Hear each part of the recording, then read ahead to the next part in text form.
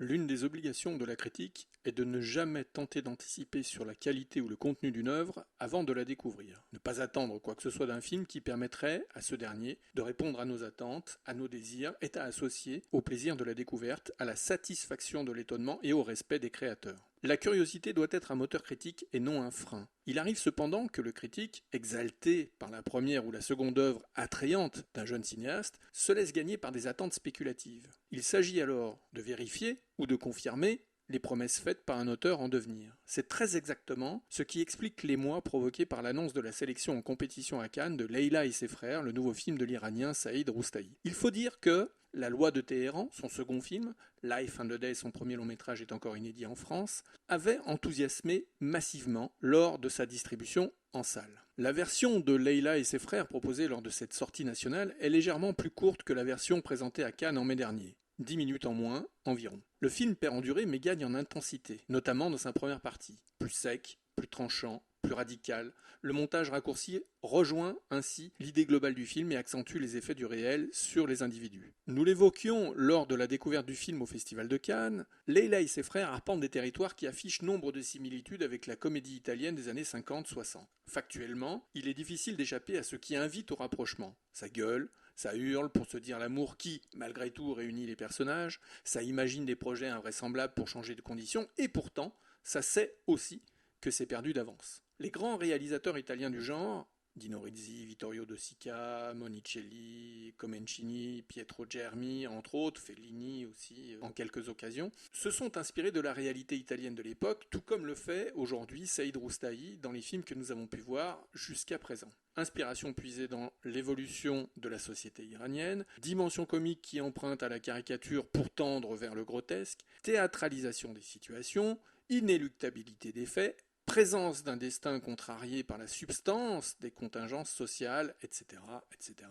Leila et ses frères dressent le portrait d'individus de la classe moyenne qui ne contrôlent plus leur existence. Quoi qu'ils fassent, ils plongent dans un marasme qui est un reflet du chaos social dans lequel ils sont pris. Leur réalité est un simulacre de vie. La seule chose qui leur reste, c'est l'espoir. Un espoir systématiquement déchu auquel pourtant ils se rattachent. C'est la seule raison qui les pousse à se lever le matin et à lutter pour survivre parfois dans des conditions plus que précaires. Ce sont des ratés contraints par l'existence, mais des ratés magnifiques parce qu'ils se battent, ou plutôt se débattent contre un adversaire invincible. La société iranienne et son fonctionnement dogmatique qui refuse aux plus démunis une accession à une reconnaissance sociale. L'appartement des parents, plus qu'exigu, reflète cette claustration permanente. Les personnages n'existent pas, ils sont inévitablement associés les uns aux autres et leur intimité ne se découvre jamais. Nous sommes en plein dans une tragédie qui trouve ses origines dans le concret, dans un quotidien où s'épanouir est impossible. Le cinéaste joue alors habilement des outils techniques à sa disposition pour que cohabitent le tragique et le comique. Un moment de félicité contrarié par une caméra portée afin de retranscrire l'incongruité de la situation et anéantir tout espoir. Un montage parallèle annonce la déconstruction de ce qui fut en apparence échafaudé méticuleusement. Ce qui se filme dans Leila et ses frères, c'est la carcasse, le squelette de la classe moyenne iranienne après le passage des charognards. Il n'y a plus rien à tirer des individus, alors on les abandonne, on les laisse se débattre dans le piège qu'ils ont eux-mêmes tissé. Les personnages ne sont d'ailleurs dupes de rien. Pour s'en convaincre, il faut revenir à la mise en scène, à la manière dont Roustahe capte le désarroi, la conscience de l'échec imminent. Des plans serrés, des gros plans, des plans moyens disent tout ça.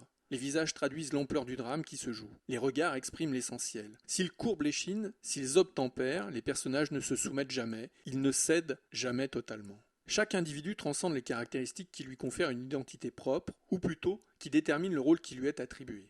De ce fait, le récit glisse lentement mais sûrement vers une dimension universaliste qui se concrétise par la fonctionnalité de tous. À leur manière, ils sont tous victimes d'un système social qu'ils contribuent à maintenir en place. Leur existence se résume à une lutte sans fin qui consiste uniquement, et c'est déjà peut-être beaucoup, à ne pas perdre l'humanité qui les habite. Cet ordre social qui enferme les personnages dans des schémas castrateurs ajoute au tragique des situations. La mise en scène ne laisse pas de place au doute. Les surcadrages jouent le jeu de l'enfermement et, surtout, les recadrages et les valeurs de plan maintiennent les protagonistes dans des espaces restreints, étriqués et sans ouverture. Les mouvements de caméra insistent, eux, sur l'absence de fuite possible. La caméra, dans ses déplacements, bute toujours contre un obstacle. L'horizon n'existe pas et tous les mouvements déambulatoires, travelling de toutes sortes, contribuent à éclipser l'existence d'un ailleurs salvateur. Le cinéma de Saïd Roustahi s'inscrit dans une logique paradoxale qui insiste sur l'omniprésence de l'artifice, référence au genre, complexité de la mise en scène, articulation du récit, etc., pour servir une idée, un principe qui régit, pour le moment, l'œuvre de ce cinéaste passionnant qui fait le constat que